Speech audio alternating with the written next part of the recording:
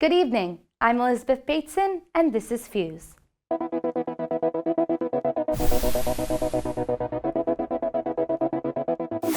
Students from the Racial Justice is Social Justice Club stage an event Wednesday afternoon to bring attention to racial issues on campus, prompted by the impacts of protests at the University of Missouri and Yale University earlier this week. Student supporters and faculty dressed in all black, carrying posters around campus with phrases such as Black Lives Matter, pro-black isn't anti-white, and only a black student knows what it feels like to be a black student on campus. Father Jeffrey Von Arx took part in the protests, later drafting an email that was sent out to the university, reiterating the fact that Fairfield is an all-inclusive and discrimination-free community.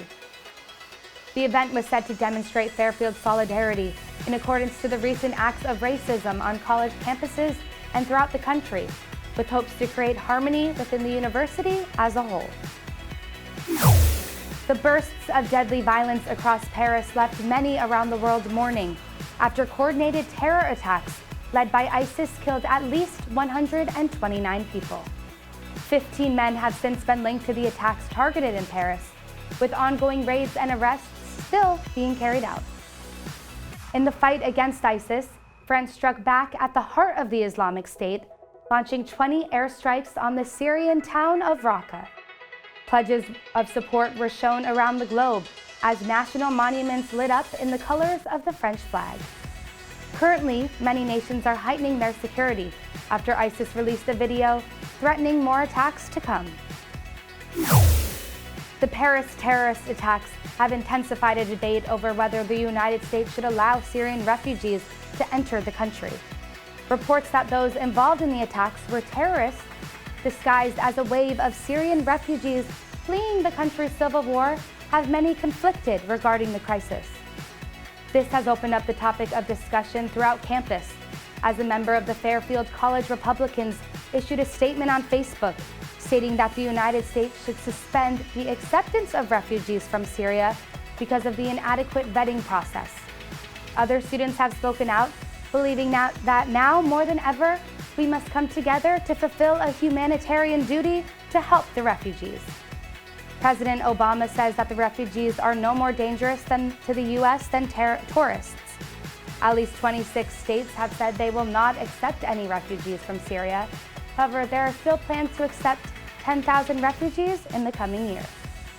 For now, the United States is heightening security and protection, while those around campus are partaking in discussion to allow their voices to be heard and to raise awareness. Now let's turn it to sports with Lily Oxenen. Thanks, Elizabeth. Although the men's basketball team record is 0-3, they have been persistent in showing more aggression to their opponents than they have in their past years. After facing a recent 65-92 loss against the North Carolina Tar Heels, you could tell the Stags used this as motivation in their most recent game against the Northwestern Wildcats.